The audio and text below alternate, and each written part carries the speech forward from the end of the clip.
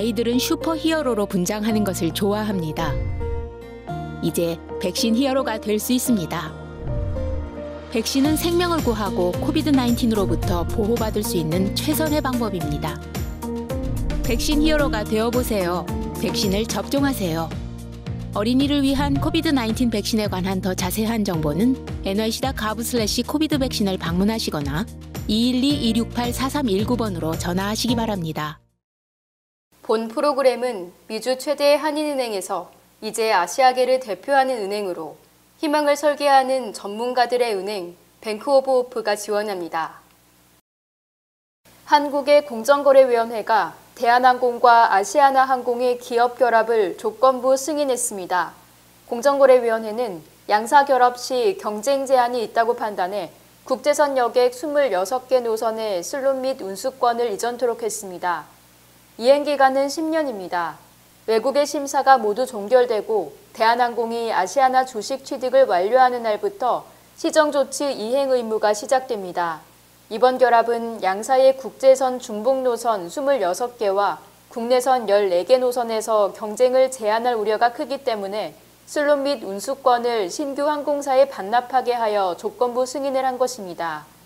또한 공정위는 슬롯 및 운수권 이전 등과 같은 구조적 조치가 이행되기까지는 일정한 시간이 필요하다는 점을 고려해 조치 대상 각각의 노선에 대해 운임 인상 제한 및 좌석 공급 축소 금지 조치 등을 병행 부과했습니다. 지난 1987년 통계 작성이 시작된 이후 가장 높은 상승폭입니다. 피닉스와 템파 그리고 마이애미가 집값이 가장 많이 오른 지역으로 꼽혔습니다. 부동산 전문가들은 올해는 집값 상승세가 주춤할 것으로 내다봤습니다. 연준의 기준금리 인상으로 모기지 금리가 급상승하면서 집값 상승폭도 줄어들 거라고 예상했습니다. 독일이 우크라이나 침공에 들어간 러시아에 대한 제재 조치로 러시아산 가스의 공급 파이프라인 노르드스트림2에 대한 사업 중단을 선언했습니다. AFP 통신에 따르면 22일 올라프 숄츠 독일 총리는 러시아 제재를 위해 러시아와 독일을 잇는 가스관 노르드스트림2 사업을 중단하겠다고 밝혔습니다. 이 가스관은 이미 완공됐지만 러시아의 우크라이나 침공 우려 속에서 독일 등 유럽 당국의 허가를 받지 못했습니다. 러시아에서부터 우크라이나를 거쳐 독일로 오는 노르드스트림2 가스관은 우크라이나 사태에 대한 서방의 러시아 제재 중 핵심으로 꼽힙니다. 이 사업 중단과 함께 다른 러시아산 천연가스의 유럽 공급도 차질을 빚을 전망입니다. 러시아산 천연가스 공급이 차질 빚어질 경우 유가 폭등도 우려됩니다. 일각에선 여파로 유가가 배럴당 $100를 넘어 $150까지 치솟을 것으로 전망하고 있습니다.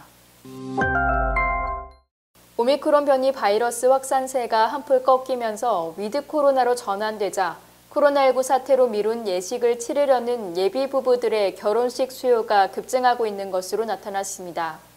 결혼식을 미뤄온 예비 부부들이 대거 식을 올리기 시작하면서 올해 미국의 웨딩 산업이 예전 모습을 되찾을 것이란 전망입니다. 웨딩 산업 리서치 업체인 더 웨딩 리포트는 올해 미국 내에서 치러질 결혼식은 모두 250만 건에 달할 것으로 예상된다며 이는 1984년 이래 38년 만에 최고치에 해당되는 것으로 지난해에 비해 190만 건, 2020년보다 130만 건이 늘어난 수치라고 내다봤습니다. 결혼식 수의 증가와 함께 결혼식 씀씀이도 늘어나 올해 결혼식 건당 평균 24,300달러의 결혼식 비용이 소요될 전망입니다. 글로벌 대형 유통업체인 월마트가 연말 소비 시즌 판매 증가로 실적 예상치보다 높은 실적을 기록했습니다. 월마트는 올해에도 신사업 확장을 통해 온 오프라인에서 모두 양호한 성장을 거둘 것으로 예상하고 있습니다. 월마트의 회계연도 2021년 4분기 총 매출액은 1,528억 달러, 영업이익은 58.87억 달러를 기록했습니다. 이는 각각 전년 동기 대비 0.5%, 7.3% 증가한 수치입니다. 월마트의 신규 성장 동력인 광고사업부의 활성 광고주 수는 전년 동기 대비 130% 증가했습니다. 이에 따라 판매 원가, 인건비 등의 비용 상승과 코로나 관련 지출 감소에도 비용 증가를 상쇄시켰습니다. 폭스바겐 그룹은 포르쉐 기업 공개를 위해 최대 주주와 사전 협의를 진행했다고 월스트리트저널이 보도했습니다. 비틀 디자이너 페르디난드 포르쉐의 상속인이 소유한 폭스바겐과 포르쉐 오토모빌 홀딩 SE는 포르쉐 IPO를 위한 프레임워크에 합의한 것으로 보입니다.